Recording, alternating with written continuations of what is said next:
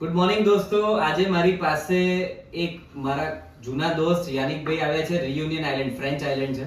200-250 વર્ષ પહેલા કચ્છના મૂળ વતની અને અહીંયાથી મૂવ થયેલા અને ત્યાં રિયુનિયન આઇલેન્ડમાં જઈને વસેલા. મૂળ ગુજરાતી છે, બહુ જ સ્વીટ ગુજરાતી બોલે છે, એટલે આજે એમની પાસે ગુજરાતીમાં બોલાવડી. આમ તો ફ્રેન્ચમાં વાત કરતા હોય છે, બટ ઇટ્સ માય પ્રિવિલેજ કે એમનું પહેલું હેર ટ્રાન્સપ્લાન્ટ મેં કર્યું હતું, આજે બીજું હેર ટ્રાન્સપ્લાન્ટ કરવા એ એમના ભાઈ, એમના બનેવી, અમારા મિત્ર આજે બધા આવ્યા છે. એમનું પરમ દિવસે હેર ટ્રાન્સપ્લાન્ટ પત્યું છે, આજે પાછા રિયુનિયન જાય છે. એમનો એક્સપિરિયન્સ શેર કરશે યાનિકભાઈ. પ્લીઝ, ઇટ્સ અવર પ્રિવિલેજ કે તમે ઇન્ડિયા પાછા આવો છો અને ઇન્ડિયામાં ટ્રીટમેન્ટ કરાવો છો, rather then going to Europe or turkey or Africa. તમે પાછું તમારું મૂળ વતન, તમારો દેશને તમે યાદ કરો છો. અમારા માટે એક સૌભાગ્યની વાત છે. પ્લીઝ યાનિકભાઈ. તો સૌથી પહેલા હું એકદમ ખુશ છું કે મને ડોક્ટર અર્થ મારા જીવનમાં નસીબ થયા.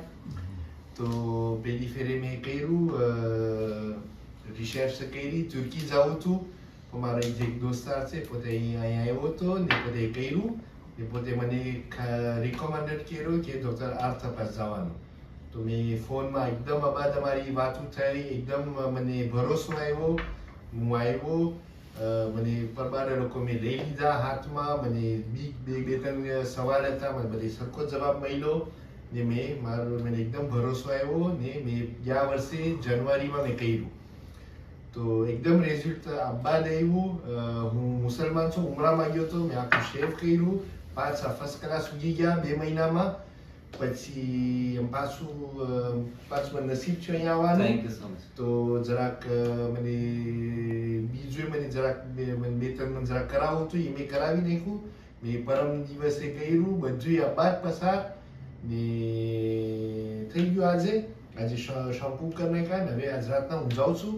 તો very good luck. Thank you so much. અને બહુ સારું લાગે છે ઇન્ડિયા આપ આવો છો ત્યારે. એમના બ્રધર કંઈક કહેશે. બ્રધર મૂળ ગુજરાતી છો અને ગુજરાત તમને કેવું લાગે છે? આપને આવીને ગુજરાત કેવું લાગે છે?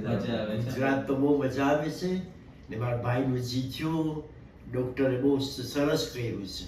અમે બહુ ખુશી થયા ને અમે રેકોમેન્ડેશન કરતા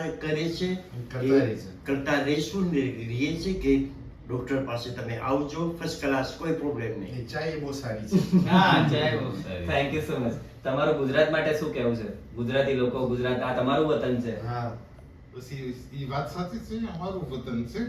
એમાં તો બે મત નથી. એમાં પોરબંદર યાનિકને 11 સાલમાં જોયો તો, એકદમ ચકલો હતો. પછી ટ્રાન્સપ્લાન્ટેશન કરાવ્યું પોતે, એનો રિઝલ્ટ તો બહુ સીધી ખાતી.